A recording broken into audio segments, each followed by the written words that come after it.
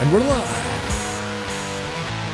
With hours and hours and hours left to spare, virtual minutes. Hello, Arthur. Ho, ladies and gentlemen, boys and girls. Happy November-ween. Miss. What's going on, everyone? It's Halloween Hismas. Yeah. 'Tis the season. I was going to buy some Thanksgiving decor because I was out in the store. Then I realized Frank can only hold so much weight. Because let's be brutally honest with ourselves. Those things, that's permanent. Anything that gets, he's still maybe adorned. at around January he'll start using something else. Listen, the vampire llama Christmas celebration sweater. I can't get that off of him, man. I got bit. Well, he doesn't have skin, so that's probably providing a little bit of protection. I try to mess with his pumpkins, man. I'm probably try to force feed them to me. What's going on, Did everyone? you eat all of Frank's candy? Frank doesn't eat candy. Oh, that explains the smile then. Okay. The only candy he eats is wall candy. You know, like paint chips. Lead. Prefers the lead. Yeah.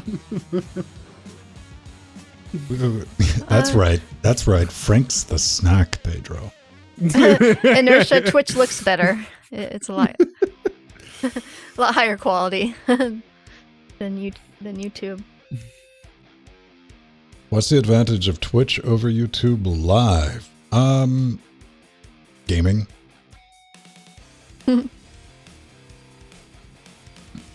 Yeah, there's no comparison. If you can go and watch our YouTube stream as opposed to the Twitch stream, and you'll see the YouTube stream is a little more fuzzy. It still looks good, but it's not quite as sharp. Especially game streams. Look up what are the games we stream live to YouTube versus that same game streamed to Twitch. It's like, oh, it's so crisp on Twitch, and then you go to YouTube. What happened? YouTube likes to blockify everything. Mm-hmm. I get the same mug as last week. Yeah. It's a sippy cup. Yes.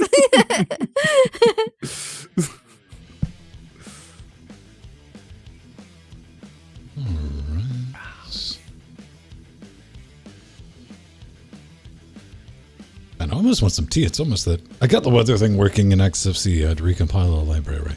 It is 17 degrees outside. Huh, that's nice. And according to XFC, the moon's out. 7. Oh, okay. Sorry, no, it hadn't updated yet. 5.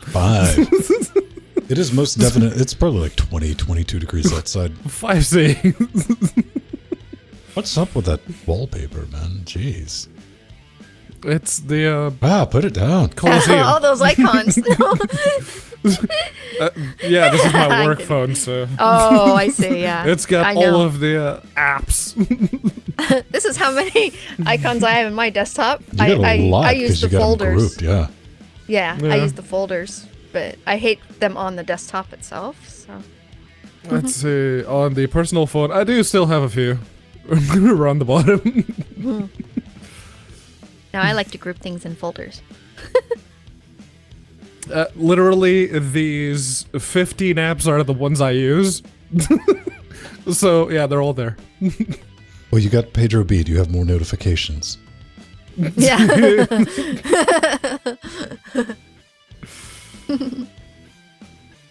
Oh, I guess I better go take a quick break. Okay. Yay! More water. Coliseum. I don't put much work. I did see some notifications, some information that like, hey, we're getting excited about making some new tablets. I'd be very happy about this. Because it'd be nice to have Android options. Tablets again. Yeah. Like right now, if you want a halfway decent Android tablet, Samsung's like, you're buying it from me and you're going to pay what we say. Mm-hmm. And they know that too. I wish people would get Lineage OS officially supported on the Huawei. What is it? The Mate 10?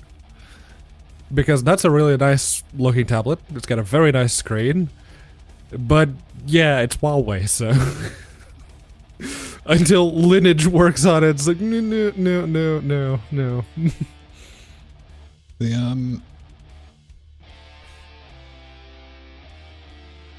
There's S7 Plus. Yeah, I remember looking at the price of that thing when I was looking for a new tablet for Nori. I don't know. I want. Again, it does boil down to. I find laptops utterly useless devices. Power hungry. Keyboard filled.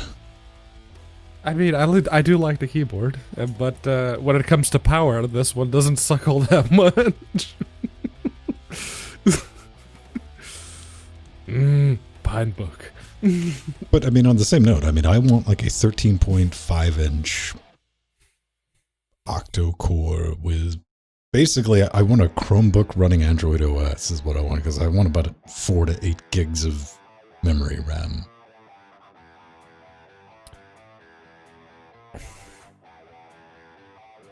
And Samsung's like, hey man, we'll give you 6 gigs. I'm like, how much? Whoa, $700. Okay, yeah, no, I'm good.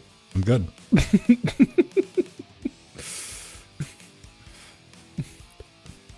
Oh, it's the generic tablet. There we go.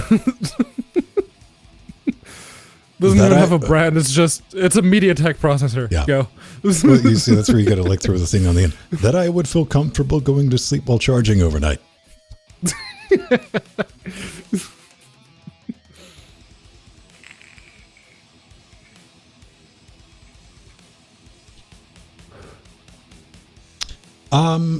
No, see, I have a, what was that thing called? The Google Nexus? Nexus, yeah, the Nexus 10 right here on the desk. It cuts on the lights. No. That thing was $500 and some change. I mean, for a good one. But then again, I kept onto that thing for like 5 years. I got my money worth. Yeah, 7 inches is too small, like 10-inch minimum. Yeah, if I could go back in time, I would have bought 2 of the supposedly exploding NVIDIA Shield tablets, so that now I could have 4 instead of 2. And just kept 2 in their boxes, just they're brand new. Well, the whole thing is like lugging around a keyboard. For me, a keyboard is something that I might use 1% of the time, like a physical keyboard, because I've grown as an individual. I know how to swipe.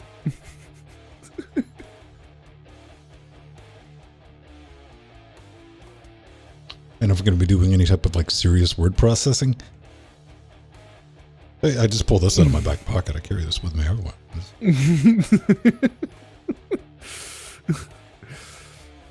That's one of the reasons I like the Acer Chromebook is you can do the foldies like, look, it's a tablet. I can use it while I'm in bed. Or I want to type something. Mm-hmm.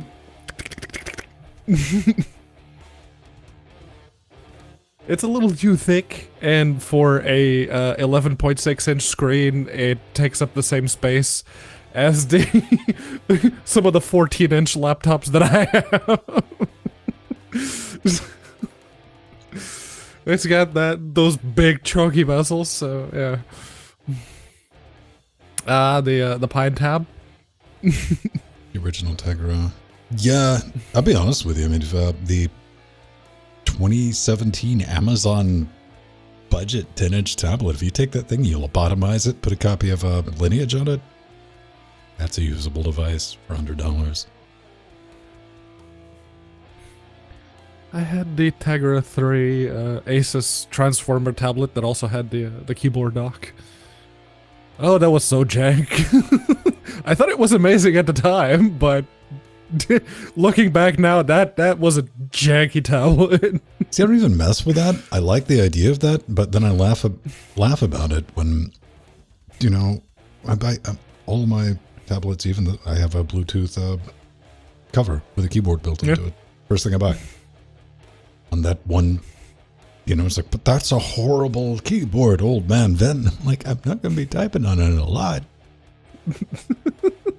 Like, there's that time where you're like, okay, I got to type out this email and I'm on the go. I'm out and about. I got to do this. Fine. It's better than trying to touch type. But outside of that, man. I actually do want like a Surface, just because if you want an x86 tablet, you get a Surface because they're the best. Damn you, Microsoft. But yeah, no, I don't want to pay the Surface tax, even the secondhand ones. Why is that so expensive?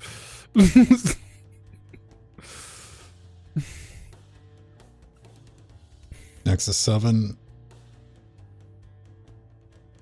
Yeah.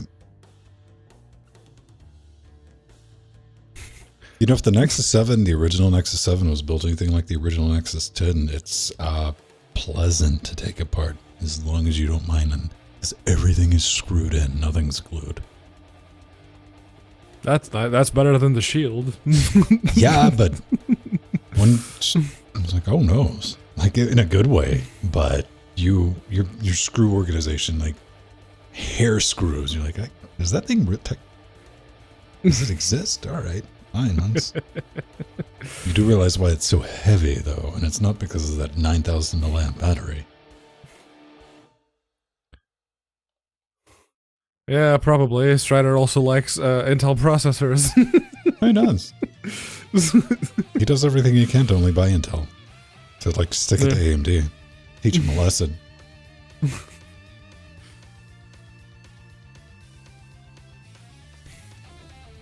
Coming up on about 15, so... Yeah, how was it? The Surface 2.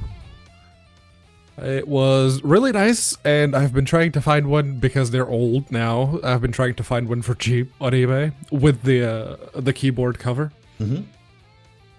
And if you want one that doesn't have a completely destroyed screen, it's $200 or £200. I mean, if you really want one. I'm half tempted to learn. Ladies and gentlemen, this is a trick. You know it very well, I'm sure, is to catch the product before it becomes collectible.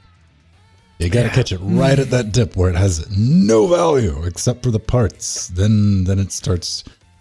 Then like the collectors show up, right? And they're like, oh, I'm going to go put this in a shelf somewhere and never touch it again. If you look up Steam controllers on eBay UK, it's like, oh yeah, £50. I don't know, that's man. Used. I try not to buy Microsoft products. Unfortunately, Jill insisted that I buy Microsoft product like 2 days ago. Yeah, you did. Yeah, you did. What did I do? You paid for half of my Xbox One controller. Oh, I did. Okay. Well, it wasn't my call of what you spent your birthday money on.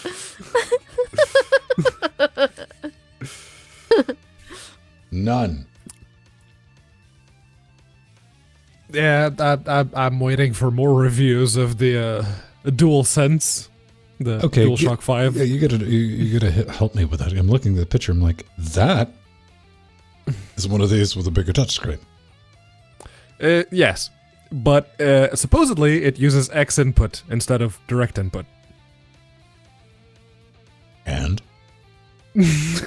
Most games only support X input natively, which is why sometimes you have to enable Steam input to get these working.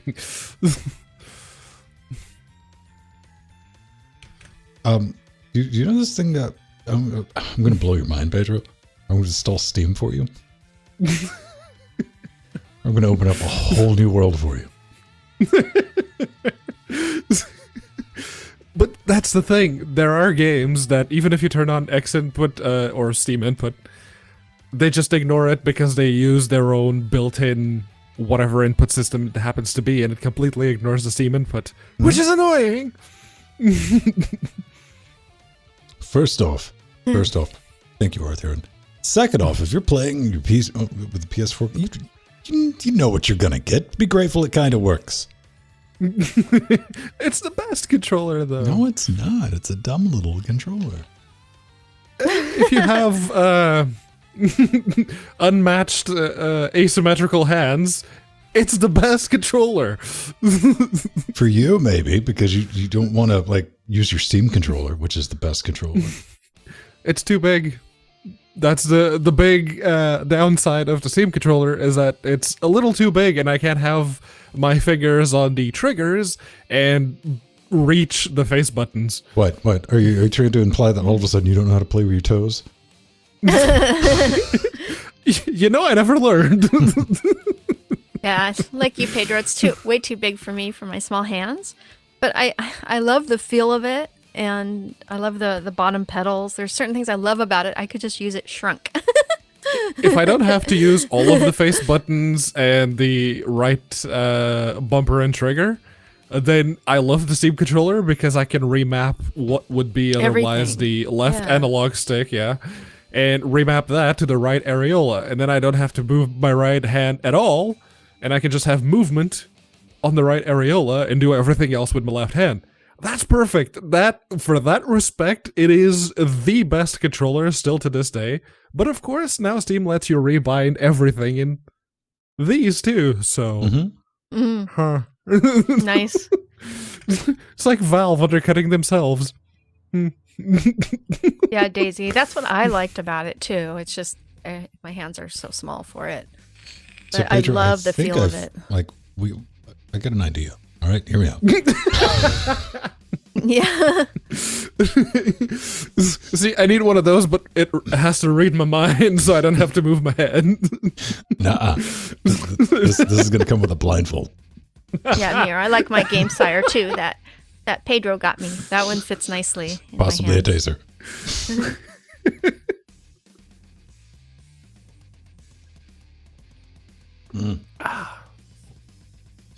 Yeah, I don't know. I mean, I really like the 360 controller. They got that right. Mm. Yeah, I blame having a PS2 as a kid because I just like these. They're the best. Out of the controllers, the DualShock is the one that I have to be too careful with, because you can snap that like a Slim Jim. Oh yeah, no. If you actually apply torque to the handles, it's like, oh, okay. But yeah, no, what I do is on my left hand, I just let it rest, and I use my thumb to go around here. And the right hand is usually like here, if I have to reach these buttons, and the thumb gets to reach everywhere else, including the right analog stick. So yeah, best controller. All right, I'm going to grab something to drink, and we're going to get underway. Yes. All right. Yes, yes. What is that? The Xbox Duke. Oh boy. What movie is that from? It's not Saw. There is no bear trap. Is that a Disney film? Brainstorm? Yeah. Okay. I knew I recognized it, and I couldn't remember the movie. So we're just all going to sit here and pretend we know what Brainstorm is? All right. I have no idea. Me either.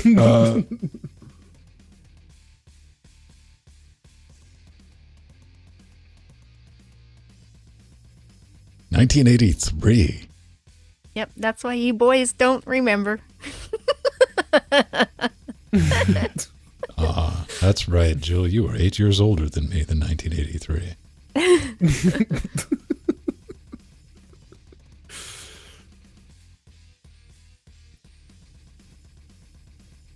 Yeah, it was a great movie.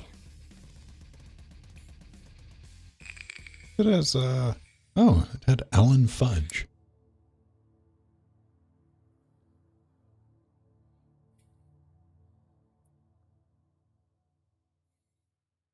Douglas Trumbull movie. But what about the fudge, Steve? What about the fudge? Darkwing, I will agree with you that the first revision of the DualShock 4, it had some issues. Yes, mainly it wasn't red. This one, thank you very much, Nathan. Nathan actually gave this one to me. The triggers, they lose responsiveness. They don't do the full travel. It just stops detecting at one point. It's like, okay. And the analog sticks will, if you move this one, it's the left analog stick. If I move it to right here, the bottom right, it doesn't register anything. Well, you see, mine, I had to recalibrate it because this right stick, it's got a little bit of a lean to it.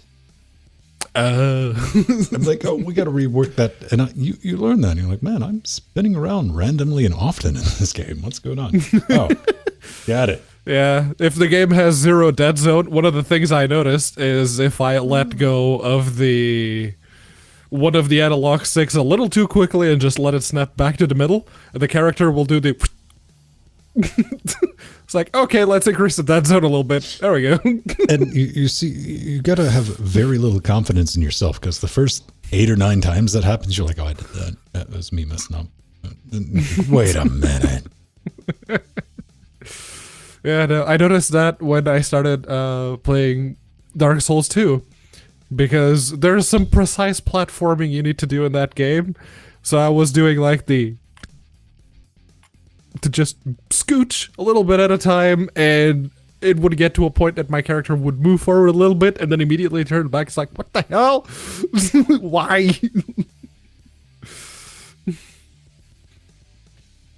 But yeah, no. DualShocks. Which, if Sony is making a new controller, and it's X input, I'm gonna have to get one of them. But thus far, Boiling Steam is the only source that is claiming that. So they are a Linux-based website, so I do take their opinion seriously, but I'm gonna need more. I need more sauces. And what am I cooking? I have no idea yet. I'm once we're done with this show, I'll have to go and figure that out. There's some steak.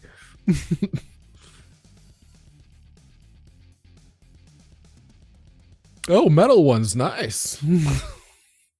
Yeah, the rubber on the OG is starting to grab little bits of lint off the air now. The rubber coating on the V2 is actually a lot harder, so it doesn't grab random stuff off the air, which is nice. Yeah, no, the V2 was just better in every sense. I always put the little rubber nubbins, the aftermarket ones you can get real cheap. Right. I put those on so I can grip them easier. Especially if they're, I don't like, that's why I like the 8-bit do, because they're tiny and short ones, not, not as far to travel, so. Yeah, no, I very much, until I got the DualShock 4, this was the controller to have. Yeah. What is because I could reach all the buttons. Yes. That's my only requirement. It's like I have to be able to reach all the buttons. Yeah, of course. See, we couldn't give Pedro that. He tried to suck all the chrome off. Those, according to Darkwing, they're actually metal analog sticks. Do you like having cold thumbs? My hands aren't usually cold, quite the opposite. If they are cold, then something's up. I probably haven't eaten in a while. You could have like very sweaty hands, like Jordan. I do. Jordan was like, I'm going to put some. Yeah, he put the chalk. powder on it. Yeah. Yeah, we kind of did it as a joke before the stream, and like halfway through, he was like, this works. I'm sure he had the makings of bread by the time he was done, but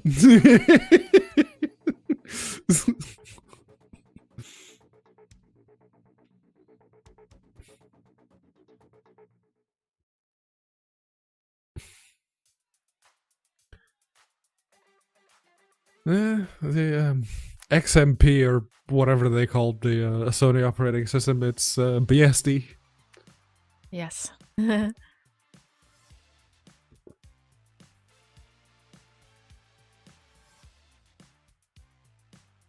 right. Let's get into it. Don't eat chalk, kids. Chalk, man. Listen. All right. If it wasn't so delicious, we wouldn't have to worry about it. So chalk manufacturers need to quit making chalk so irresistible. I mean, it's no crayon, but yeah, it does look pretty tasty. It's not a crayon, but it'll do in a pinch. That's what I'm saying. After I've had a few lines of glue. It's good stuff. Nah, man, I just carry around my UHU glue stick. It's the best. Glue sticks are the most useless things in the world. I was like, dude, do you want something to fall later? Here, but use this. Yeah. Just use classic Elmer's. I think it's supposed to be safe for school. Yeah, hot glue. So that kids can put them in their mouth without dying. Yeah. Give the kids a glue gun. But you can do that with Elmer's. That's what we used to have Elmer's. Hot glue gun sticks. It's like a stick with a hot glue gun taped to the end. I mean, that's just chewing gum, right? It's just a chewing gum stick. Sure. All right, beautiful people. Let's, do we need to... I have to do some last minute alignments on that. 1 second. Where have I put you? There you are.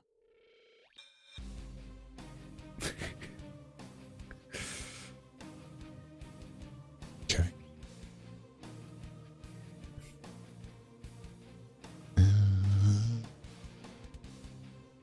Ben, you ready to play some tanks?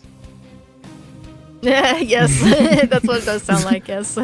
Shell Shock Live. Right. That's frighteningly accurate with Shell Shock. You're just sitting there like, shooting little boops at each other. Why is this so epic? Right. It's like you need to assemble the Riders of Rohan or something like halfway through. And like, okay. We are locked and loaded. What's up, Jibs? Let's do a show. Boop. And recording.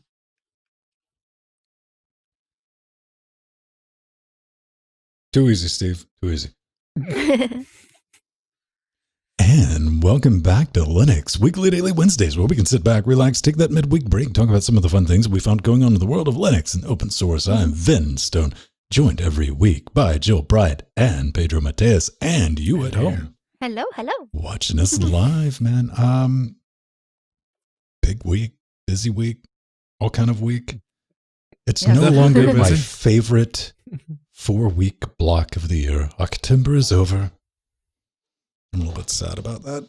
But hey, I had some great deals on house decorations,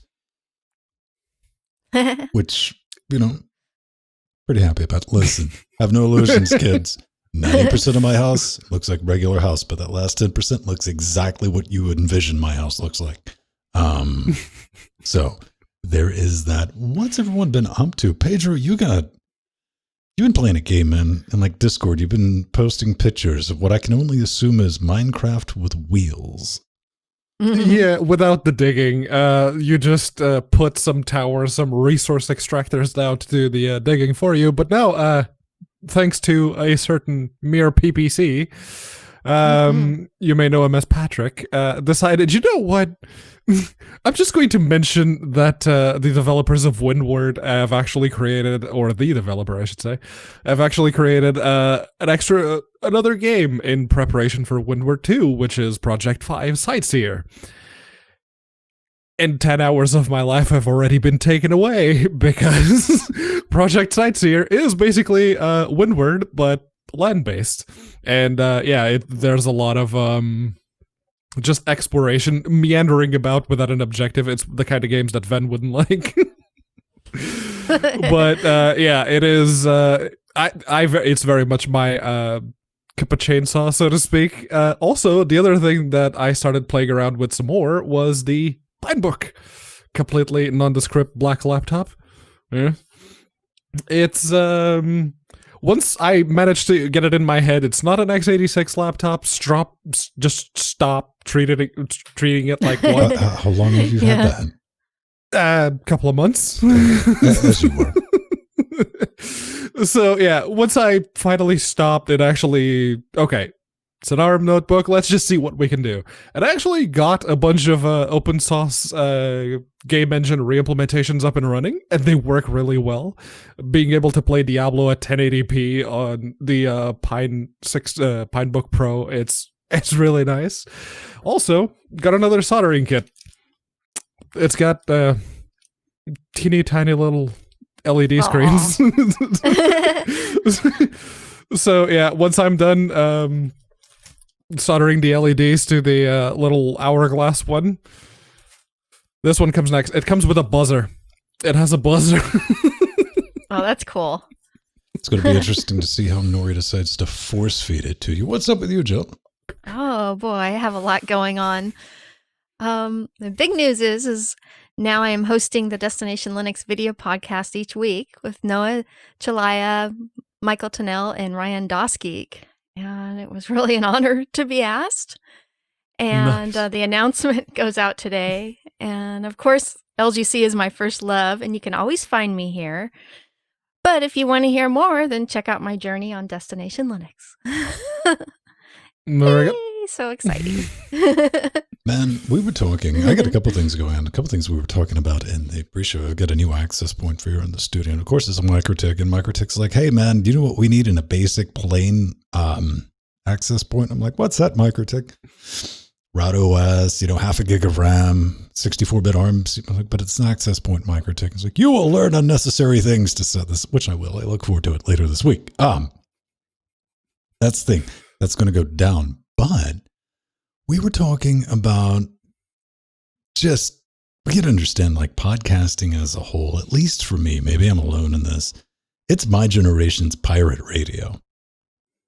It is, we don't, if you grew up, if you were an 80s baby, maybe there was a chance you could set up a transmitter and people were listening to the thing called radio. Now, it's a chance, doing a podcast today, it's a chance not to have the FCC or your local, the Beebs breathing down like, you can have these 4 channels and obey. You can be a little bit strange. You don't have to fit into a mold. You don't have to be an amalgam. It's like an automaton, like everything's homogenized and great. We are all separate individuals. Have some life, have some fun, get out there and live a little. Well then, but I just say that as a suggestion to anybody doing podcasting, man. Don't fall into the trap of like, we need now. Okay, I'm not hating on anybody, but don't get to where you're just so advertiser friendly, you're putting people to sleep. Maybe I can think of a few examples. Like Pedro's latest show, putting people to sleep. Put people to sleep with Pedro. Yes, I love the alliteration. I know. Maybe it's just like the rebel in me. When I started doing all this, I was like, we're just going to be ourselves. We're just going to 100% to our detriment. Yeah. But at the end of the day, we can't be caricatures. So, that doesn't sit well with me and a lot of other people. But maybe think about that, Yes, you got to be able to pay for yourself and, getting ads and all that fun stuff. That's fun. But I think this probably affects more, I think it's more obvious with YouTubers right now, isn't it? There's a lot of homogenization, especially like the mid-tier of influencers, not just on YouTube, but like Instagram is a big one nowadays. There's a lot of the same. Hey, you know what? Let's just up our thumbnail game on YouTube. You have to put more red arrows. We're going to do red arrows and we're going to give you like 9 headaches. All the hands. Exactly. Temple. All right. Come on. Let's jump right into our exciting I don't know. It's not exciting. But I thought we'd want to give X it a is mention. dead. X is going to give it to you, baby. This was like jumped around last week on the internet. And, well, Adam's kind of been keeping Xorg alive, everything together, up to date. And he's like, let's talk about abandoning the X server. And just to get right into it, he says like, there's been some recent discussion about whether the X server is abandonware. As the person arguably most responsible for its care and feeding over the last 15 years or so, I feel like he has something to say. Basically, this is a big, chunky paragraph that boils down to, here's where he's at right now. Not really broke, don't fix. Man of my own heart. Mm-hmm. But bug fixes, keep it maintained, and allow X to be what it will be just 10 years. For Wayland is a great compatibility layer. Does that sound too crazy, man? Because, it doesn't sound crazy at all. No, I not at kind all. of feel like right now it's in maintenance mode, and that's fine. It works. Yeah, exactly. It works fine. I don't have a problem with it. And we do all of this on Linux, and Wayland's got a long way to go before we're doing this. The Wayland. Don't stress about it. Yeah, it's going to be around for a while. Yeah, no, X isn't going anywhere anytime soon, mostly because Wayland isn't going anywhere anytime soon either, unfortunately. And now that we have one of, if not the major dev for X saying that maybe it's, time to start thinking about something else because X has kind of peaked and it can't really go anywhere from now. Can we get Wayland going? Please. Pedro, are you coming at it from like, this is your final warning? No, it's not the final warning because I've been using Linux long enough to know that, XFCE is still around, so. It's just, if the moment we have someone with that kind of credentials and like he says, has been carrying and feeding X for the past 15 years. Can we please just get on with Wayland? NVIDIA, please. Pedro, do you know what happens if you feed an X server after midnight and get it wet? It lets me play video games on Linux? No. Me. I'm being mean. Come on, that was a funny joke, though. It was too easy to make. Yay. So Wayland, the final frontier. Yeah, that's what we're all waiting for, but it's going to be a bit before that's baked. So like Pedro says, I don't think we have to be worried about Xorg going anywhere. I'm just starting. Yeah, it's been around for years. I've been using it since. I think that wacky upstart X it's got some legs, Jill. Yes, it does. X386. You remember installing Slackware disk with X386. And he even mentions Zephyr. It's like, okay, so you work on Zephyr too. Cool. Zephyr is really good if you're trying to run applications and games that only work in 16 bits of color, which if you've tried that in Wine under Linux, it goes, no. Yeah. Just have something like Zephyr, but for everything that X currently does. That's all we need. But Wayland needs to be at the point that it can do everything else. Well, maybe you're right, Pedro. This is going to be the right motivation. I can say, like, no hyperbole or anything. I cannot do this show the way we're doing it right now with Wayland. Yeah. The tools just don't exist. So, best of luck. And don't worry, X is still going to give it to you. But, oh, yay. Let's talk about Snap. Everyone loves it when we talk about Snap, and they're like, oh, great, let's go get some fun. This is going to be nice, man, because this is from the Ubuntu blog. They find fine cannibals over at Canonical. They're like, let's talk about Snap and speed improvements with new compression algorithms. Jill, it looks like they've switched the LZO and the XZ. Yes. Yeah, so LZO is a much better compression option than XZ for snaps. LZO, as some of you may know, is called the Lempel-Ziv Oberhumer compression. And it's larger. The compression is the file is a larger size, but decompresses a lot quicker, resulting in faster snap boot up times. And this LZO compression and LZW have been around for a while. I used to use them on large animation projects back in the 90s. And they're just really fast at decompressing when you want to retrieve those files fast. So this is a really good move by Snapcraft. Yeah, that bit that Ven was highlighting, if you were watching in the video version, Pedro, that is exactly 5 seconds. That's exactly the bit that I want to call shenanigans on. Why? Admittedly, they were using Fedora, so maybe they didn't know entirely what they were doing, but there's no way that Snap, either version of it, is faster than a native install of anything on a hard drive. Because the way that snaps work is before the thing, the application that you're trying to run, it needs to be uncompressed. It needs to be mounted in a sort of RAM disk. Well, it is effectively a RAM disk. And then it boots from there. So it has to go from the hard drive to the RAM disk, and then it shows up. While in the hard drive, if you're just running the native version, it just goes from the hard drive to RAM. There. No decompression necessary because it's all there. It's just a copy. So unless they had something running in the background that, hence my comment that they didn't know what they were doing, that they weren't aware of, there's no way. There's just no way.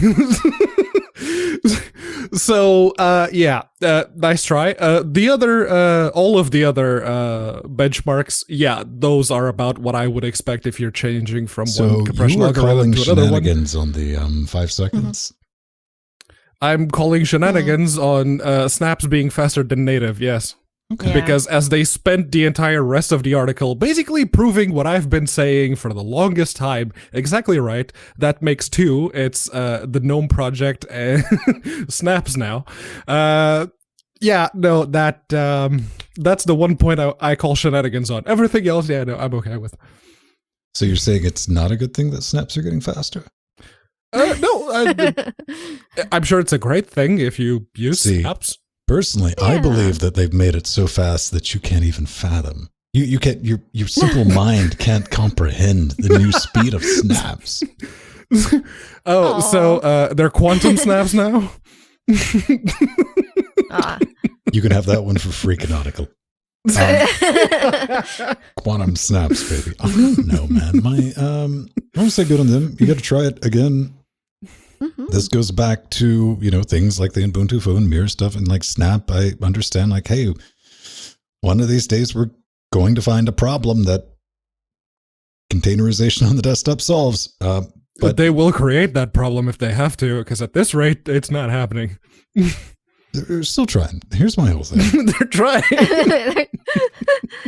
I want to be wrong. I want somebody to roll out and be like, okay, again, I think we're all in agreement that, on server, headless, perfect sense. Data center, perfect sense. VMs, perfect sense. Desktop, you still got some splitting to do on that. But here's what I want to know. I want to get a hold to somebody who works with snaps. Just to explain a lot of this. Also, it would make me very happy if you would come on the show and prove Pedro wrong, because that would make me happier than anything else. Yeah, no, do it live in front of me. I want to see it. I will eat all the crow, but I want to see it. We're talking about compression, which leads me to think, if we're dealing with desktop applications, and correct me if I'm right, this is 2020, correct? Unfortunately, yes. Okay. Yes. Why are they compressed in the first place? It's raisins. Is that not a valid question for desktops? If you want it to speed up, put compressing it? Maybe? Question mark. I don't know. Which is why I call shenanigans, because a native install isn't. Speaking from just a place of pure ignorance. Maybe they all need to be compressed for reasons, or And for me, I look forward. Send us some feedback. That'd be kind of great. Good news, everyone. Yeah, so this is really exciting in the RISC-V world. the Sci-Fi High-Five Unmatched board, development board for testing Linux software and hardware. I'm just going to be that guy. That heatsink needs a fan. It's too tall. Oh, it is very tall.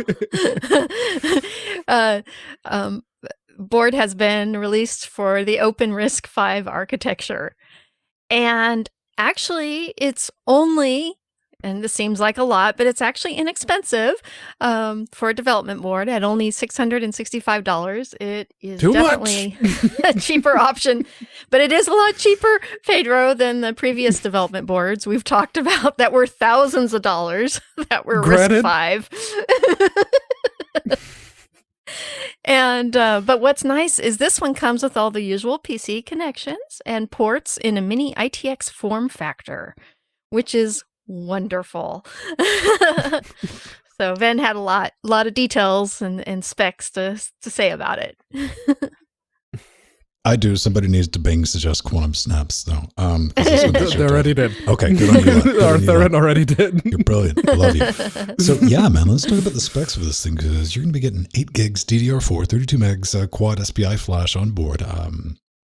The SoC is going to be the U740. And these are the same people. These are the people that, like, hey, we can bring you out of order RISC-V, which is like, oh, neat. They know what they're doing. 4 USB 3 ports, 1x16 PCIe hole, man, that's going to be Gen 3. M-keyed, M.2, so you got one for the Wi-Fi's and you got one for storage. That's brilliant. Now, to the point, I think Pedro might, I mean, these are not Raspberry Pi level Tinker boards. These are not meant for the consumers. This is not for the home market. They're not fleshed out. There's barely an ecosystem for these things, you know, outside of like their Linux ISO. What do you have? You have something they call Freedom Studio. I went and looked at it. It's basically Eclipse, IDE. They got a GCC toolchain, so you can build some stuff, and the Freedom USDK, whatever that is, and a smattering of like little RISC-V tools. For $600 for a development board for something like, oh, here, this is for your enterprise. Go prototype on this thing. Yes, we know the heat sink's a little tall. Vin already brought it up, but we have to live with it. That's what it says in the manual. It should say. Probably don't even get a manual over this, man. There's like here. No, probably not. There's a PDF in this link hidden in this thread. So go ahead. Right, dude. But you know the U740.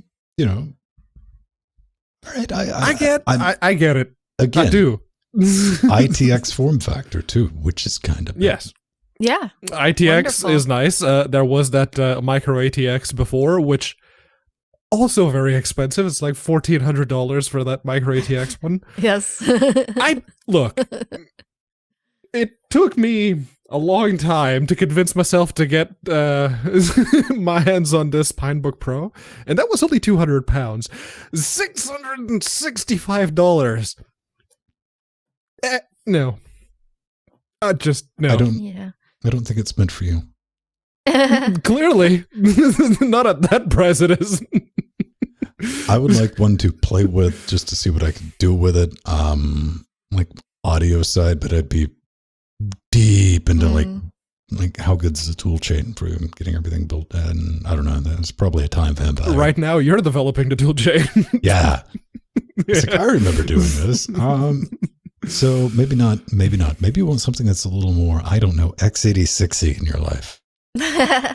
Yeah, so this is the Libre Mini version 2 is actually now available, and it has a much faster 4-core i7 processor at 4.9 gigahertz, and it's actually the same price point as the original Libre Mini. So what's really nice is if you would like my idea is if you would like an Intel NUC but want open firmware such as Core Boot or Pure Boot and a Linux OS already installed, then buy a Libre Mini instead of a NUC. A nice really tight sweet little machine. box that can hit 4.9 gigahertz on one core for half a nanosecond on Tuesdays after 3 p.m. Yeah. It's a NUC. It's not. With, Core Boot or, what's the other one? Extra Core Boot? I don't know. Pure Boot. Pure Boot. Pure Boot. Yeah. Pure OS. Pure Boot. Yeah. But yeah, no, the idea behind it is nice. It's like you have a completely free Nook, free in the free software sense.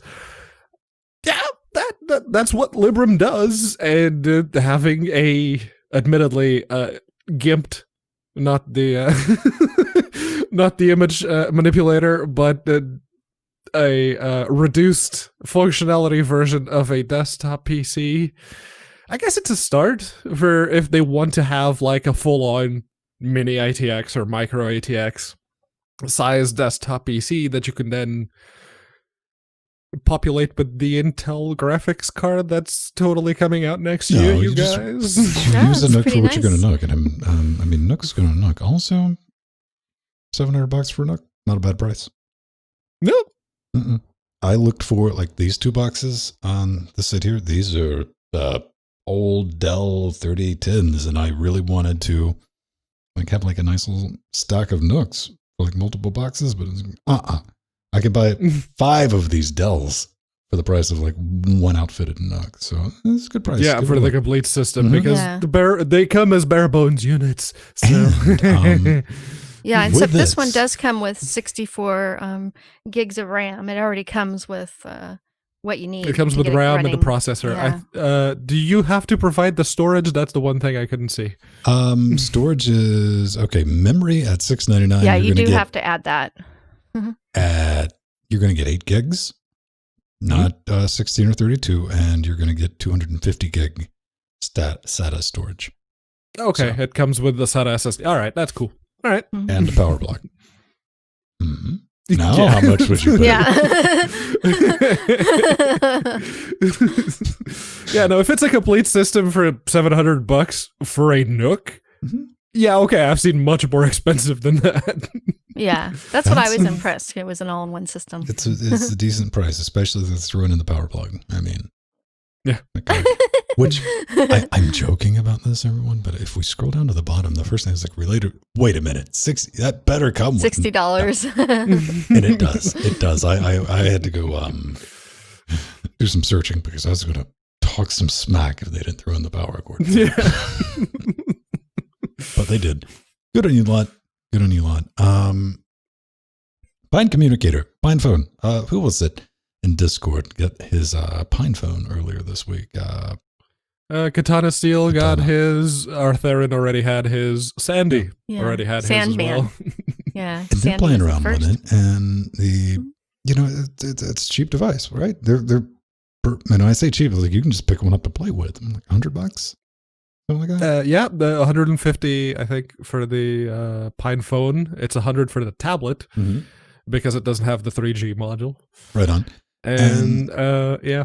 Well, you're looking at that piece of kit, and it can make the calls, and you can run. I mean, there's a billion distributions of Linux that you can run on it currently, and well, maybe, just maybe, you don't need all that functionality. And by all that functionality, what am I talking about? I'm talking about just taking the modem out, man, just making it a communicator, man. Because how many times have you been out and about, or just at the house, and like your media consumption brick rings? You're like, this? Huh? You can do that. Right. Fair enough.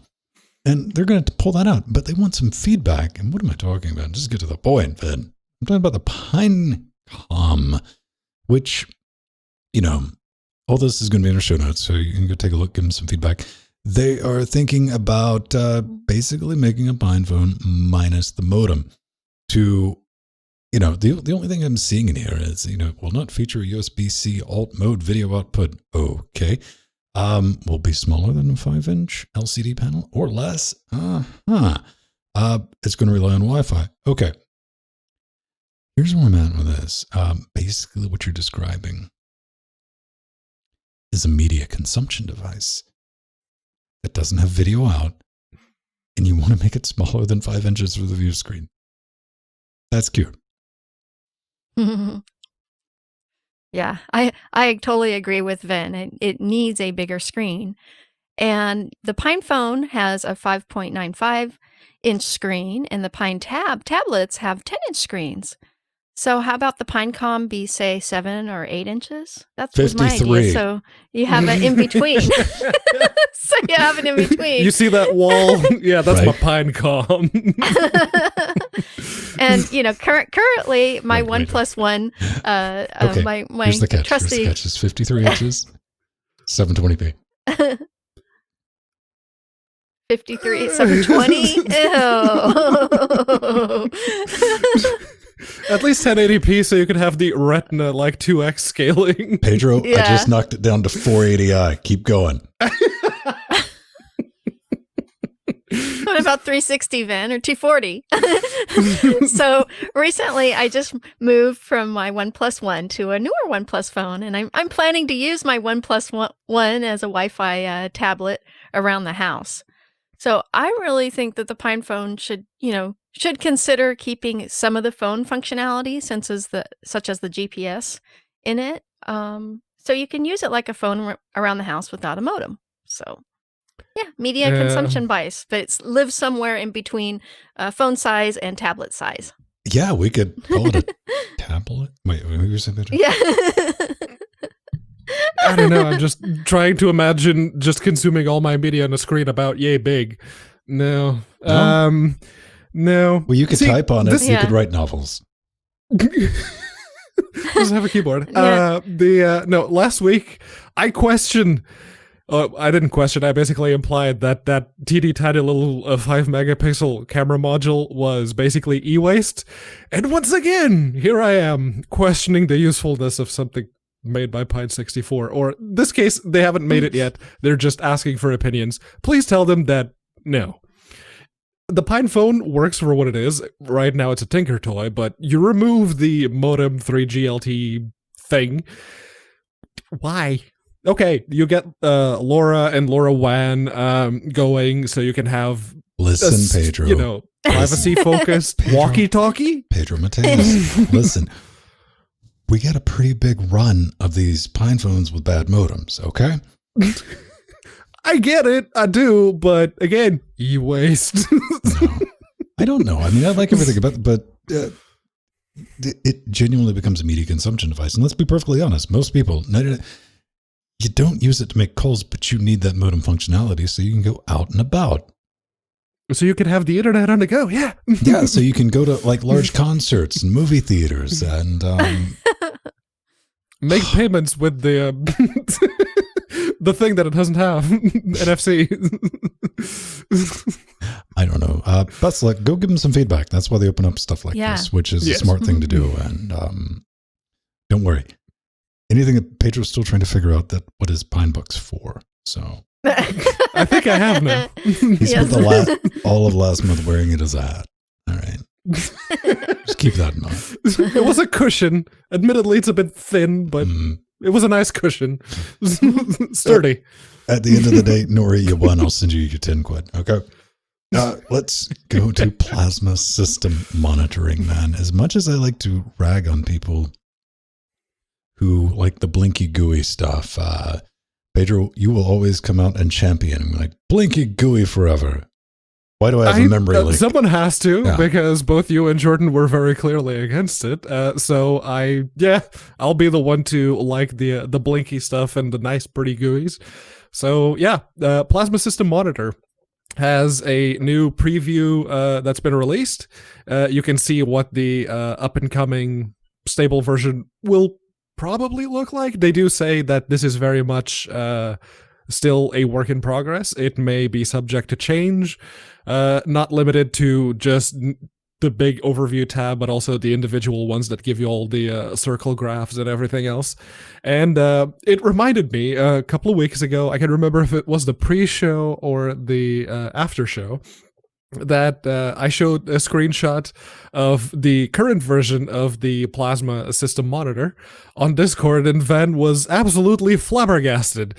And I'm pretty sure that someone from the KD development community was listening, at least, and decided, you know what, let's go do something. That, or it's a continuation of their effort to quote-unquote modernize the do you see this appearance point in of the KD? CPU history where the rainbow goes up to 800? Do you know what that was? I can't say it this Wednesday. No, you can. But I'll tell you what it was. He or she downloaded a Steam game. There you go. Okay, yeah, that'll do it. That decompression, as it happens, takes up a lot of CPU resources. But yeah, big thanks to Arthur for bringing this to our attention. And I honestly don't mind the new look at all. It looks very good. And you can set up new pages. You can customize basically what you want to see in your system monitor, which is nice. It is actually very nice. But I also look forward.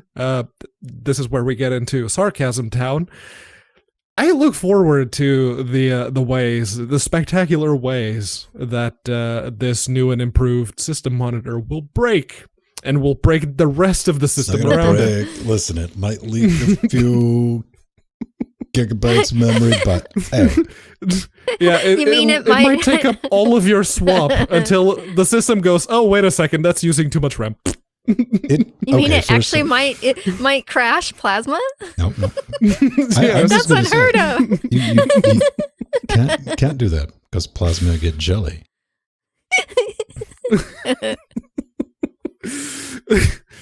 K-Win is the from worst. My ivory Nexus CE 412 tower.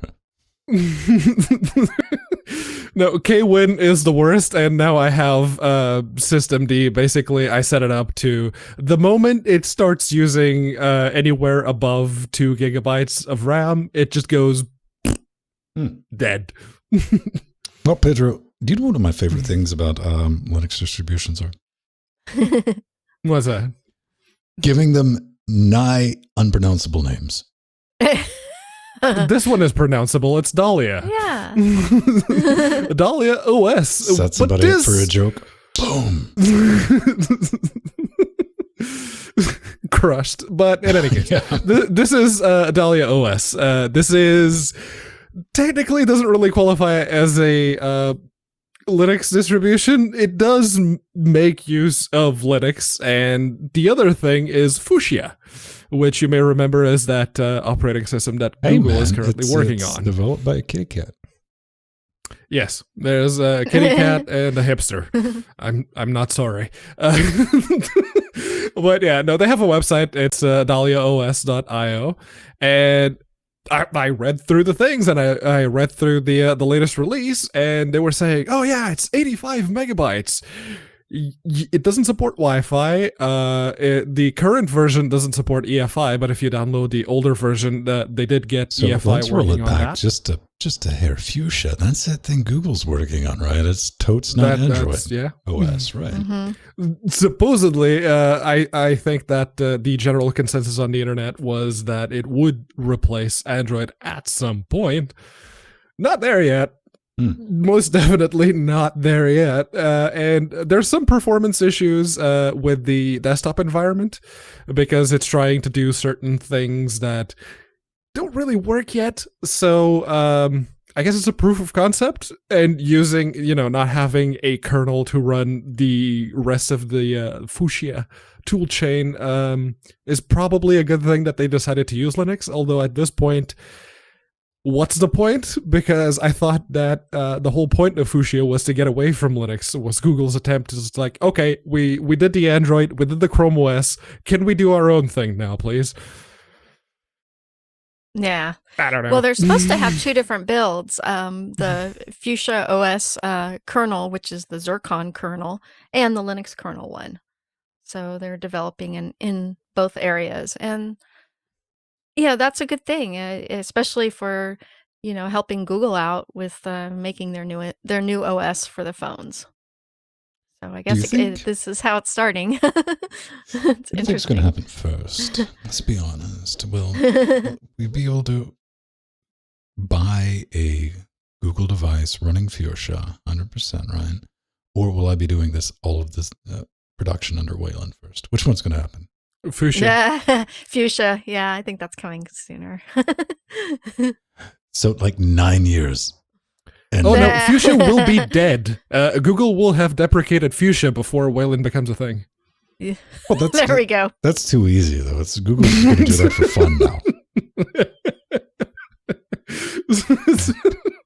Local kills projects for lulz these days, man. They're like, too many people using I know that was a bit of a low-hanging fruit, but yeah, that will happen.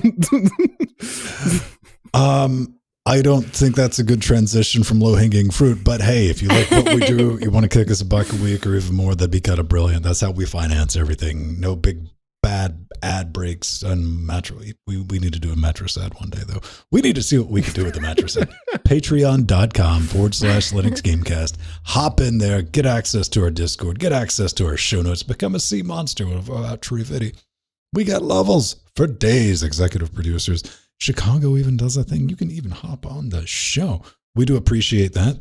That allows us to basically do this, do our nonsense, do our version of Yar Pirate Internet Radio. So we're not homogenized and automatons. And Pedro is, I don't know. See, if we had to do that, Pedro would start like making, I don't know. Could you work under those conditions? Oh, I could. I would find a way to drop a little bit of snark here and there, but I probably couldn't go as far as I have today. If you like that nonsense, we get shirts, we get stickers. Look at that. That's a sticker. That's a sticker from our own store, covering up a naughty word with a slightly less naughtier word because, hey, it's me. What are you going to get? Store.linuxgamecast.com if you want to wear our shirts. If you want to see what they look like, go watch past episodes because anytime I need like an extra $20, I just put a new shirt out. Joe will buy it. And, but if you want to wear our shorts, you'll have to wait a little bit longer. No shorts were harmed. I think we keep getting, it's like a list of new products that I don't like. If you got something, I might be doing some beanies for wintertime. Then we're going to be doing our that would yearly be cool. Hail Santa t-shirt. Nice. But yeah, that's that. Keep being awesome. Thanks, and come say hi in Discord. That's one thing that like trips me out because I always pop in. We have live IRC completely free. That's always there, and that's bridged to our Discord if you want to chat. One thing about our Discord that always surprises me, we have good conversation going on there. But the fact that we have conversation because we have like 86 to 100 whatever people in Discord. You know, people rolling in and out and all that fun stuff. Then you go to like these massive, like just open Discords, silent. 1,000 people in it. Nothing. Yeah, it's the Discords of that really famous YouTuber or really famous community person. That was really funny, whatever it was. You go in and it's like, that one person is not here, so everyone's quiet. There's I don't know. Fair warning, we do have conversations. What's the point? Sometimes it does become like Full Metal IRC and we'll have an idle off, but yes. Yeah, that's true. Like entire hours of nothing happening. It's like, really? That was the last? Okay. then every now and then the conversation breaks out. Yeah, exactly. Pedro's a perfect example. I was like, no one's talking, nor shall I. Yes. Because I like to jump in the middle and antagonize people to keep the conversation going. It is brilliant. We got people like Darkwing, Arthur, and Daisy, and the rest of the Foxy. game. It's always good to see when Foxy goes to sleep and when Foxy comes back. Sometimes there's still a conversation going. And Matthew will wake up and be angry at something for a few minutes until he tuckers his little self out. Then he'll go on about his day. It's adorable. And my Steve husband gets in there and enjoys talking with everyone about what he's working on. Steve's just come to terms that this is a social circle at this point in his life. It's Yeah. too late. He can't make any major life changes at this point. He's like, all right, fine, I'll roll with it. Yeah. But I do want to thank Linux Gunneroo. What do we got? Yeah. Linux Gunneroo gifted me the first-person Escher-like puzzler game from Steam called Manifold Garden. And I had played the demo of it and loved it. And I've been following the progress of that game for several years. And I've been wanting it. So thank you so much, Linux Gunneroo. That's going to be a special game. And I can't wait to really get into it. Thank you. Now we're going to do a slice of pie. The lowest hanging fruit. Dude, we got to talk about this because the internet's like, oh my God, there's a new this thing. is huge, everyone. So this is the Raspberry Pi 400. It's a $70 desktop PC that has been released, and it is pre-built inside, yay, the Raspberry Pedro, Pi did you just see that, keyboard. like, 3 shot of lies? Yes. Yes, I did. Aw. No, I'm sorry. You can start from there. Yeah. Okay. We'll cover right here because this doesn't, here we go. Hang on. Lie 1, lie 2, and lie 3, because none of that happens unless step 1 is like, someone give me a blade. Okay. All right. We've sufficiently opened that up. Like a paper clip, unfolded paper clip under the wire where the camera doesn't see it. Yeah. I'll believe it then. I'm just saying, have you ever like plugged a micro, mini, or USB, anything? I'm saying It doesn't this happen. Without, right? in your favor. They were extremely tight. Also, that's not going to happen, is what I'm saying. So, as you were. So they were joking about the No, they're not video joking. They're just connection. like, oh, let's make a video. And I'm just calling BS on what's BS. Okay. So the keyboard has on the back of it the GPIO pins we all have grown to love from the Raspberry Pi, 3 USB slots, SD slot, Ethernet, and 2 micro HDMI ports. And I think this is really brilliant because it harkens back to the vintage days of the Commodore 64, the Amiga, the Apple IIs, when you used to just, they were computers in a keyboard and you just plugged them into your TV. And so that's what the Raspberry Pi Foundation is going for here. And they're hoping that this will be a big Christmas gift coming up for this season. And I already know it is because they also make a kit, $100 Raspberry Pi 400 personal computer kit. And it was sold out Monday morning as soon as this announcement was made. Hey, so man, here in the agree with US. I genuinely, I'm looking forward to another product being out of stock on the Raspberry store. Yes. What? It can't just be the Pi Zero W. Come on. Well, listen, Pedro, what do you mean? We've only been doing this for like 8 years. We don't know what demand is going to be for a product. We've never seen it happen. No. No.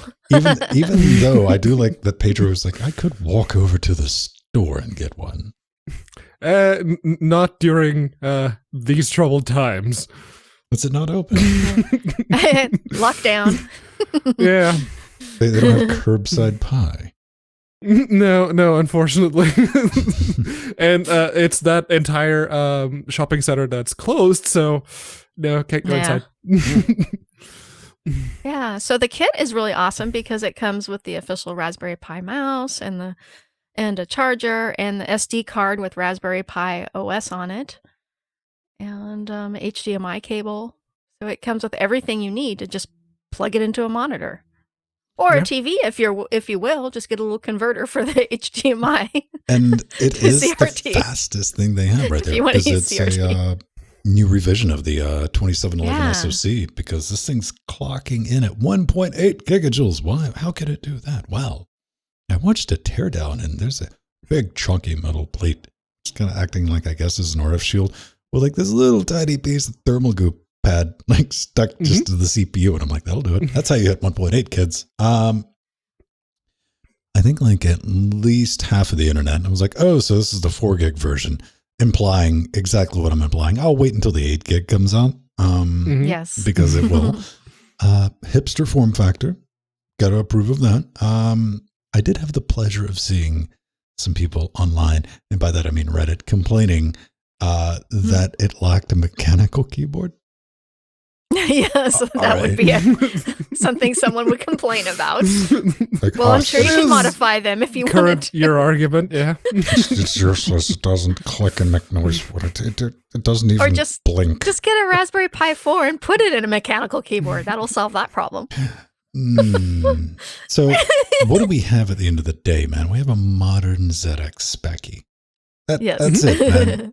All I want to do is, I promised I've always made it through 2020 without violating any temporal accords.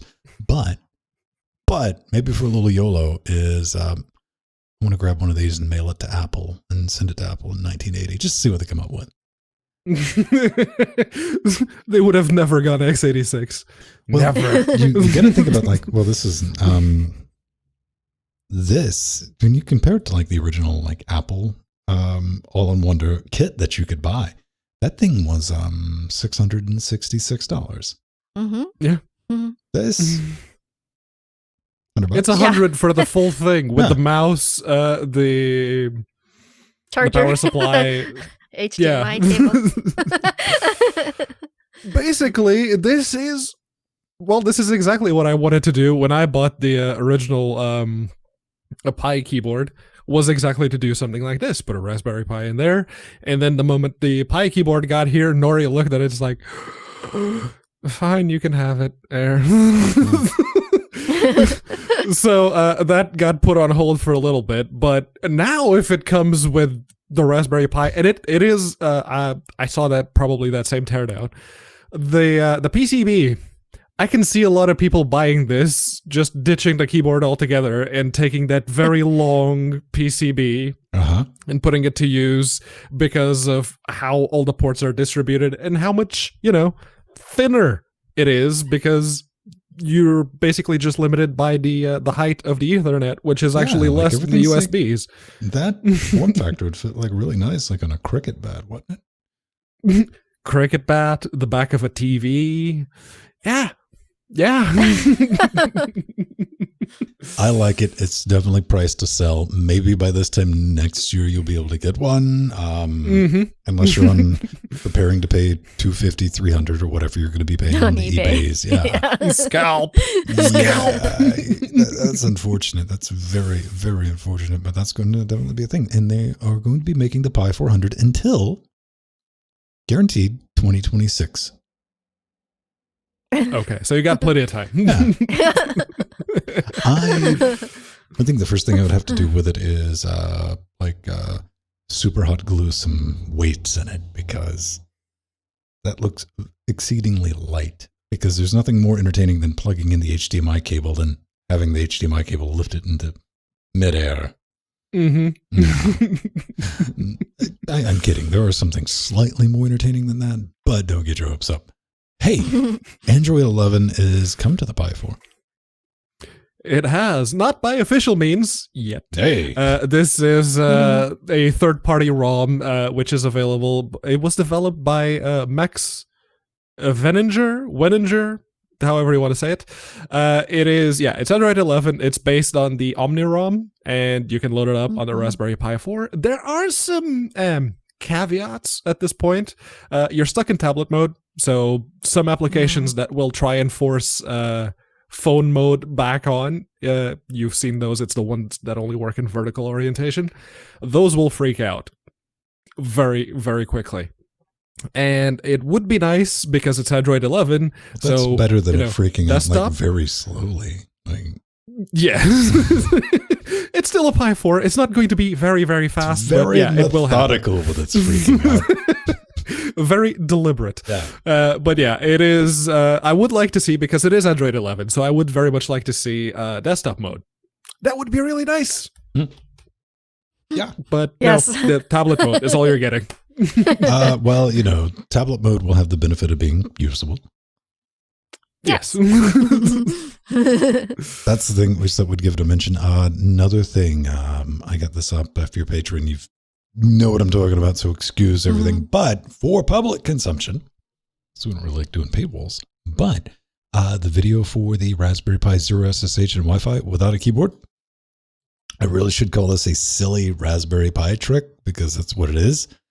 But you may need this. Wi-Fi hacks. One day this information might save your life. But yeah, this is just like, I'm impatient. I ordered the Pi Zero and I was sitting there, I was looking at it and it was looking back at me, because that's what it does. Those crazy little googly eyes. And I'm like, why'd they put those on it? That doesn't make any sense. But I didn't have the adapter for the micro USB to USB. So I was like, oh man, I guess I got to order one of those. That effectively put my brain into, you got 48 hours, because Amazon, 2 days to order. Before that gets there, can you get into it? Like, I bet I can. I could. So it's how to get your Wi-Fi credentials and all that loaded onto it strictly through the micro SD card. So you can boot it running Raspbian OS or, the Debian distro, and it'll hook up to your Wi-Fi's and you can SSH into it and go, oh boy, this is slow. I forgot how the single cores used to run, because you think back to you forget how slow the original Pi was, and that's effectively what this little critter is.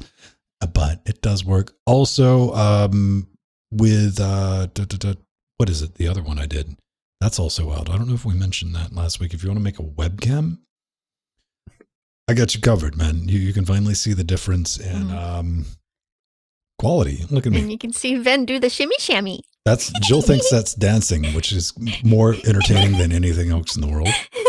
But yeah, man, that Logitech webcam. I did not remember it looking that. Dude, here's the thing. Here's the thing I had to say about that. I'm like, okay, upper left-hand corner. I give you the reveal. You know what? Go watch it yourself. I'm not going to tell you which one it is, even though it's in the video. But that's a Vixia. That is the Pi HQ webcam, the 12 megapixel. That's a Logitech C510. Or as I even called him, like, that's a Logitech that I found in a drawer, which I genuinely did.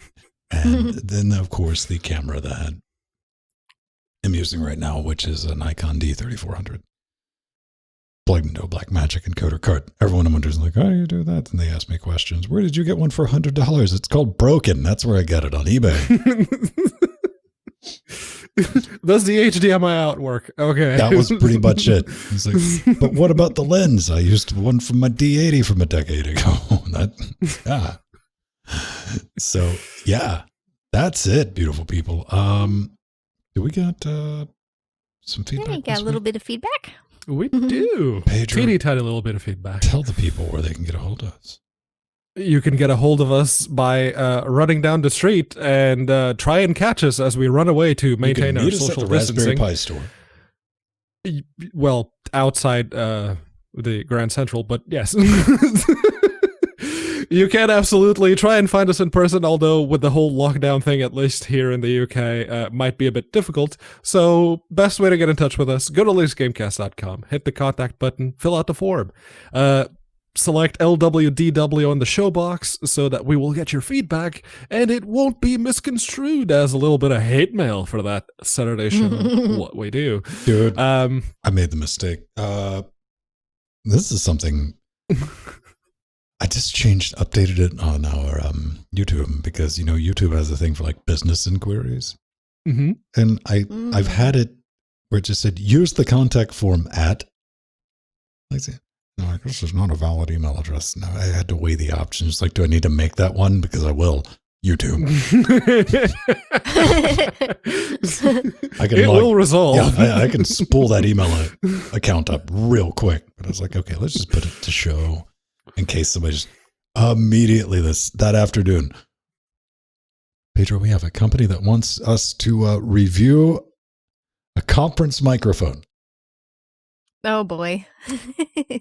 Okay. Those little I have octagon ones you experience put in with the middle those. of the table. Yeah. Imagine that, but like a cost-reduced version that you would find on AliExpress. Oh boy. No. Yeah. Is it like the controller person that wanted us to review the controllers?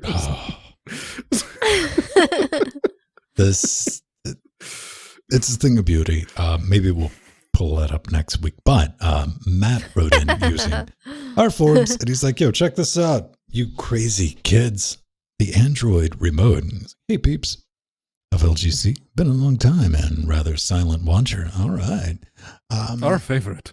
Thank you for the content. I enjoy it. Not everyone's like you, Pedro. Not everyone sits outside in the bushes and watches. I came across the Android OBS remote control app called Outfield today, and I thought of old man Vin. Not Vin. Vin. Old man Vin. It's missing an N. Anyways, I hope you guys find it of interest and hopefully of value. Wow. It's developed by another Matt.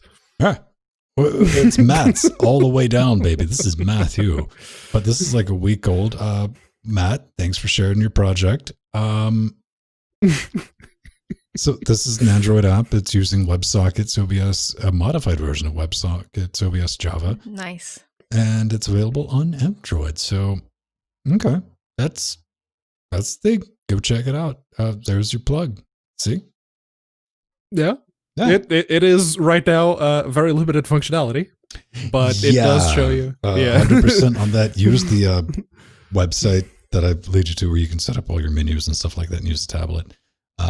That's just an easier way to do it. But hey, man, maybe in the future that will become If that becomes a pre-baked application and just lets you basically create all the same hooks that you can with the current version, yeah.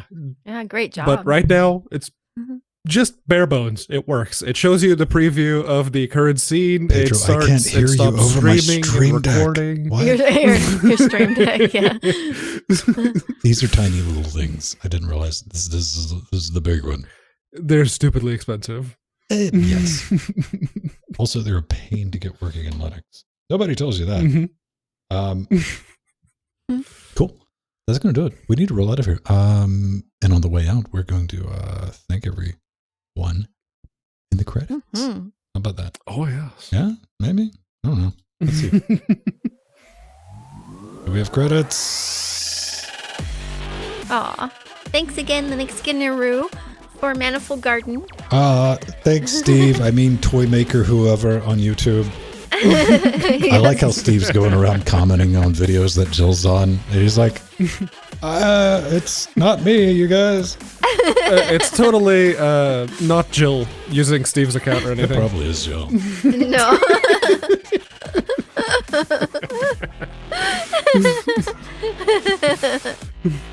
Oh, look at all those sea monsters. My brother, Dementor. Death Notes. The Death Notes. Purple And people cheerlings. eaters. Yeah, I like the purple people eaters. They're clearly made out of sucrose. Well, they actually... that's one thing I never realized about that song. It's actually about eating purple people. That's right. Tie-dyed Smurfs, baby. Bye, everyone.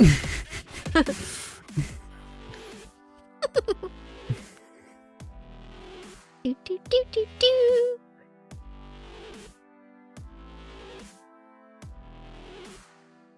All right. Okay, that was under an hour. Yeah. Not by much, but it was under an hour. 5848.14. Yep.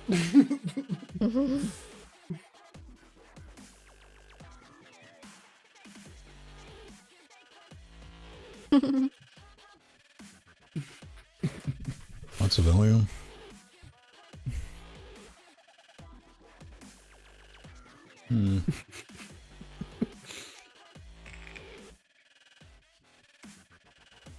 So the Corsair water cooling from our theory hasn't started leaking yet. Okay. AIOs usually don't leak. Very good. Yeah, I think that's what my brother got was the I got a one. list of things that usually don't stuff that I'm pretty much first in line for some reason. It's the custom water blocks, especially GPU ones. My custom water, no, my loops don't leak. If I'm making a loop, it don't leak because I pressure test it way beyond anything. Yeah, but most people don't.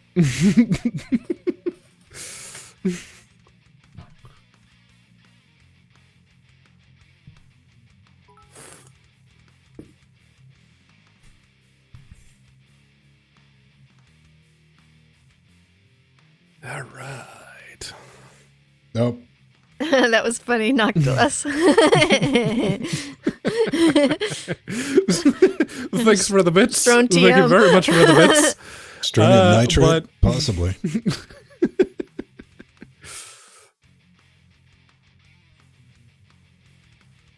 No, I don't think they involve strontium. They might need liquid nitrogen to keep sub-zero temperatures with a massive overclock on the CPU for it to be that fast. The caption's really tapped out on strontium.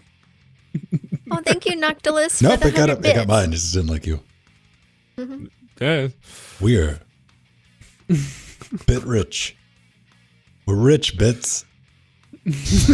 Ah.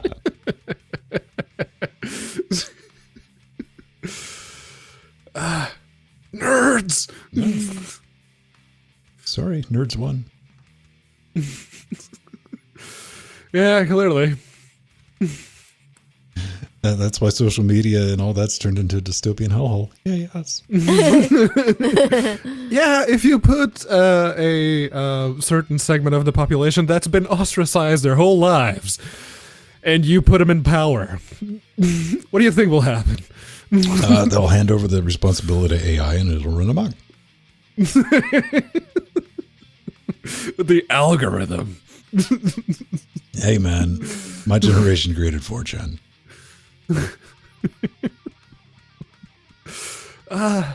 Even the creator of 4chan at one point was like, nope, I'm out.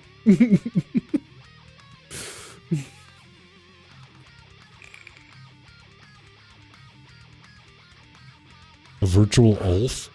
Is that like the Walmart version of an elf?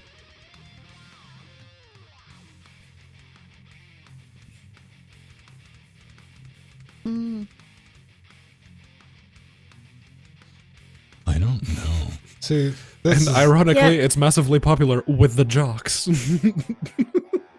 Yeah, Chibs, I was going to try and tomorrow or Friday go into a couple of the talks myself, too.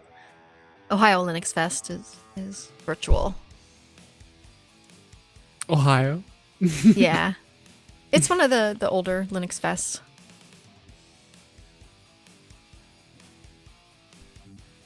Mm-hmm. I don't know. I mean, it's not a rarity. I mean, I played the sports ball when I was in school. I don't think it's that uncommon anymore. Athlete, people who actually get outside and do things. Maybe lift the weights. See, where I'm from, everyone went outside and kicked a leather ball around. An actual ball with their feet. Uh-huh. America. Not you. Oh, I did. I basically was forced to in PE class, but I didn't like it.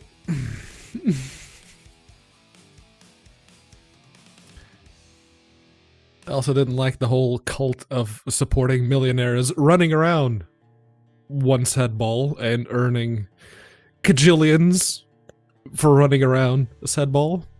That's just regular exercise, Pedro. You could have got it up. Knowing you had an impenetrable wall of excuses of no, this is why I can't do this, man. No, I didn't have any excuses. Quite the opposite. I was always the one given all the excuses by the teachers. The moment they looked at me and saw my right hand, it's like, oh, you don't have to if you don't feel comfortable. Shut up. Let's just go. Well, yeah, I mean, it's not my problem that your teachers were morons, okay?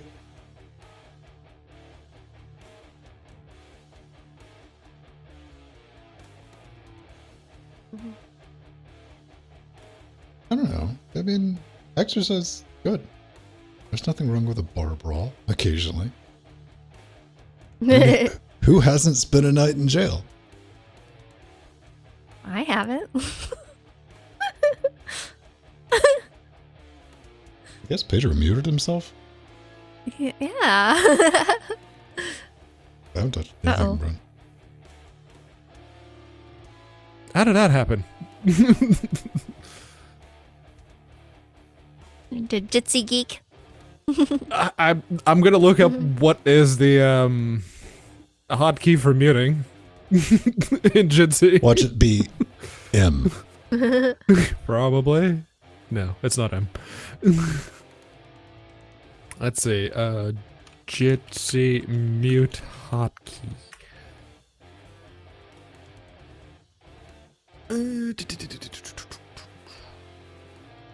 Keyboard shortcuts. Yeah, they do say it's M. Try it out. Yeah, which I figured. But you probably didn't touch him, right? Maybe, did you accidentally click with the mouse? Maybe?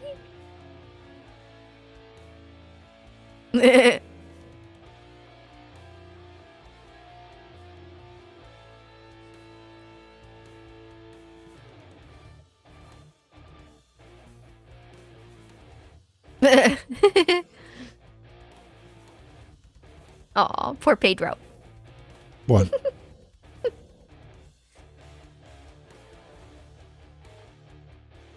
He's telling us about what he clicked, I think. See, Jill can't hear a damn thing he's saying, but she's just rolling with it. Oh, Ven can. I can't. Aw. Ven did that on purpose.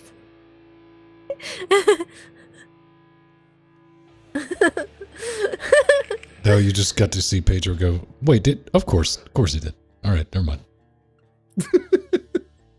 I would expect no less from you if you were in my shoes. He who controls the board. It's like, we're just playing the mute game.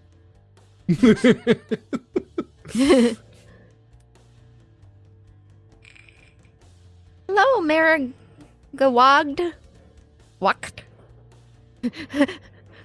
Maru. All right, that's strike one, Jill. Come on. Walked. Maruga walked. Your turn, Ven.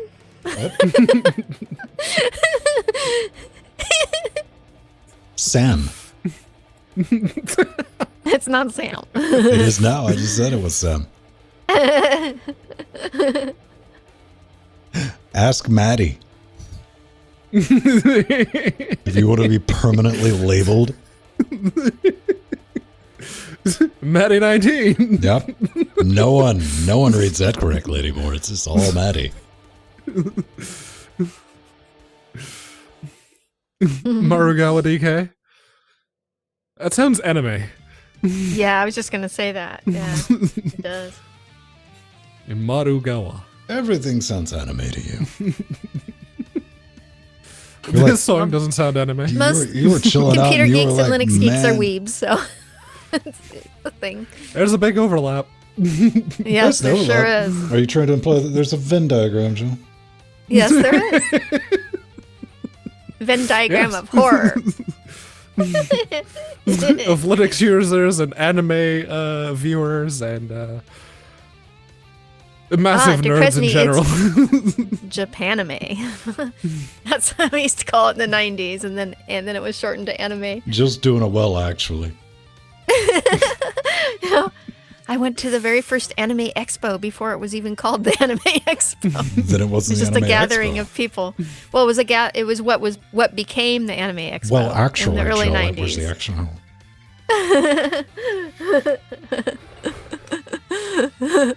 That's great. I love it when people like I'm more fascinated by like the psychological trigger for like the need, because everyone does it. It's a human thing. It is. It's like, I have this knowledge.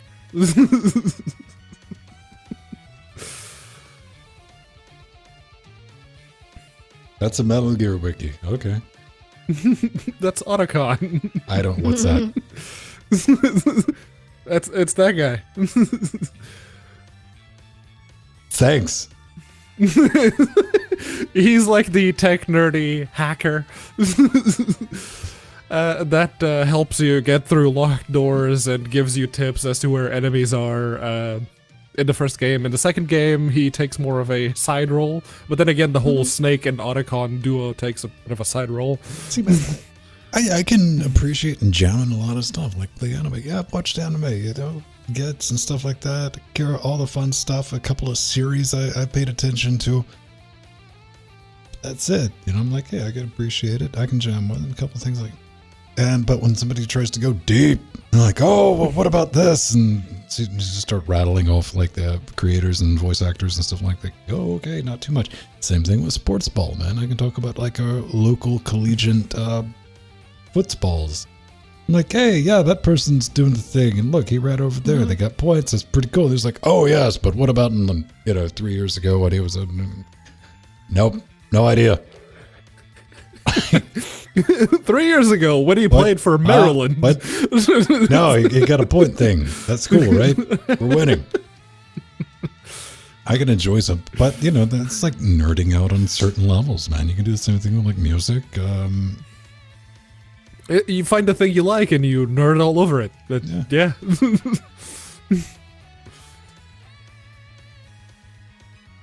Conversational sports ball, yeah.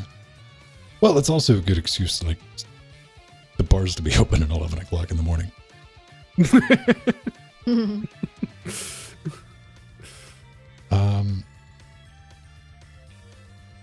TV. There's all types of things to nerd out. Man, go to our mechanical keyboards. I keep bringing that up. You want to see people that can nerd out about anything? There's one. Like, keyboards. Yeah, that's a thing that they keyboard very well. Like, oh, we can go deeper then. Like, yeah, admittedly, you spend most of your time while you're at the computer with your hands on the keyboard. So if you're gonna nerd over something useful, like a keyboard, sure. I know sometimes you're gonna lose me at one point, but on more than one occasion, I've just I collect subreddits as a hobby of mine. I'll drop a subreddit in Discord. Like 45 minutes later, Pedro comes back. It's like, all right. So, guess what I Yeah, because I start scrolling and reading and scrolling and reading and scrolling and reading. It's like, oh, okay, black hole. Never mind. It's pretty entertaining. And it's not like, hey, everyone, go check out this subreddit. I'll just post something. Like, I think I posted something from our battle cars the other day. It was just like, I drive this. That Mustang, I would drive it completely unironically. I just would. And Pedro didn't know what a GTO was. Look, I saw the back, the droopy back. It's like that looks like a Chevelle, but the back lights were wrong because the Chevelle lights don't look like that. Even the long rectangular ones, they're not. No. That's why I asked, is that a Chevelle? I didn't say anything because I'm what's known as a bad person. I was entertained knowing that Pedro was trying to figure it out. And eventually I did. I started looking at like old classic cars. That's literally what I typed into Google, and I went into the pictures like, yep, there it is. What's that? Oh, it's a Pontiac GTO. Oh, okay. But, you know, this is why you can get stuff done, Pedro, because you Googled it. You didn't go, what? No one's just going to tell me? I didn't go on Quora or on Twitter and ask, what's this? And demand, you're like, tell me. And no one does. You're like, well, I guess this knowledge is lost to the ages. That's why it annoys me so much when people do that. Well, exactly. That's why it bugs me. I'm like, you're giving up. What? No. Be none of that. You're supposed to wake up at 3 o'clock in the morning with a new strategy to try to fix the thing. Mm-hmm. That is like the whole, go on. And I like cars. I do. I was born into a family that at first didn't have a lot of money. And you were raised by cars. You were merely adopted by your meat family. Yeah, a very boring family as things go. But I like cars, and I remember it was one of the earliest memories I have. It's being asked that fateful questions: "What do you want to be when you grow up?" A car like you, car dad. And I said mechanic, and I remember everyone around me started laughing. It's like, okay, apparently that was the wrong thing to say. I worked in my brother's shop in the summertime with no AC. I wish. No, I wish. No. Oh, I got to work on exotic sports cars too in the summertime with no AC. It sucked. The only thing I had was my granddad's old workshop, and it was basically like fixing electronic stuff. So I started taking stuff apart and then trying to put it back together. Still doing that to this day. I don't know. I mean, cars are another thing. I don't nerd out on cars too hard. But, hey, you know, if you need somebody to rebuild a 356 Type A engine, you know, I got you. I can do it. Split case, all about it, baby. You bring that water-cooled nonsense to my house, I kick it right back out, though. Yeah, no, once I have a garage and space to have a project car, I will. I want like one of the old Corsas, like the square body ones. They look so good, and they're really easy to work on. Actually, for a second there, I looked down. It's like I was going to say that. No, that's a Chevy. Never mind.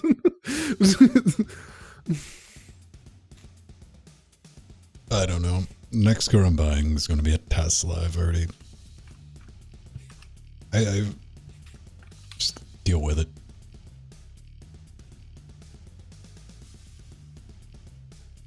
One of those. No, I grew up riding. My mom had the Dukes of Hazzard Charger. So it was brown with a white top. Mm.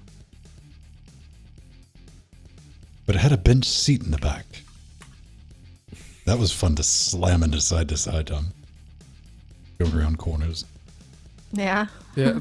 The I used to always get put. Optional, but... I used to always get put on those bench seats because I was tiny.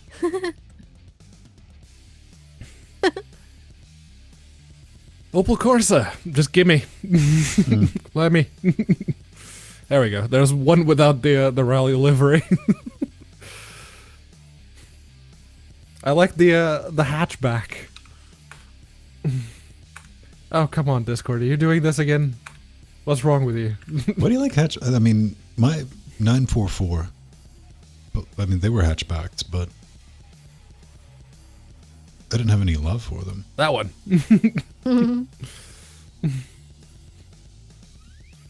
Yeah, I don't think it was leather, Don, but yeah, it was slick, if that's what you're going for, side to side. Yeah, just give me one of those to work on, because I've actually seen the innards of several of those.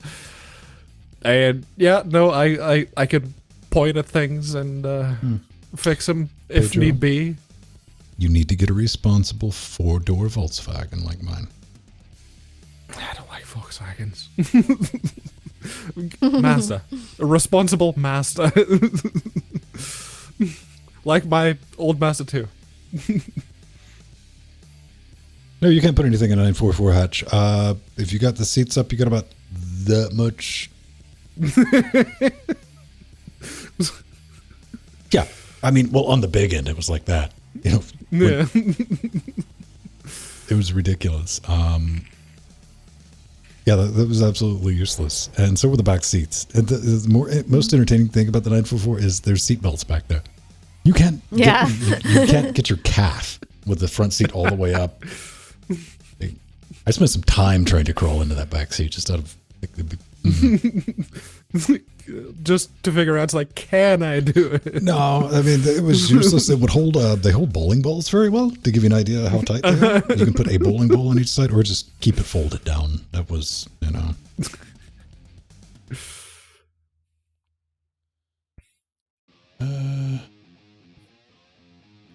Oh, is that a thing?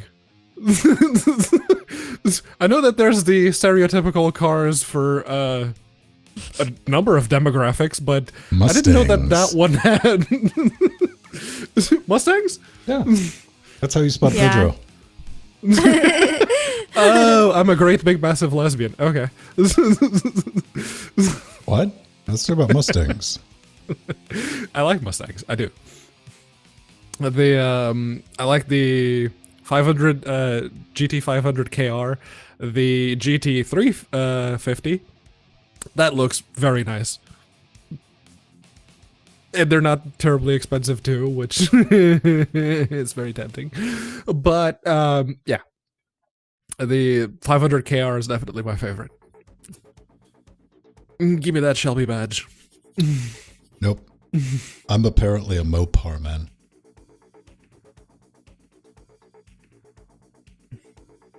Oh, the Mercedes.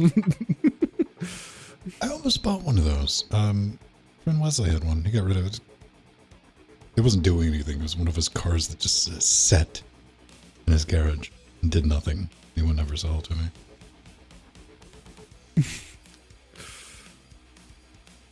Yeah, no, I like the hatchbacks. I like them a lot as, you know, drive around responsible cars, and they're tiny. They're great.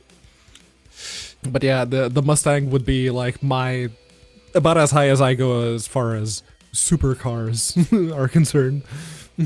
Yeah, I mean, I would look like a Mustang, but if I got a modern, like regular Mustang, it would be significantly slower than my Jetta. Going around corners, yeah.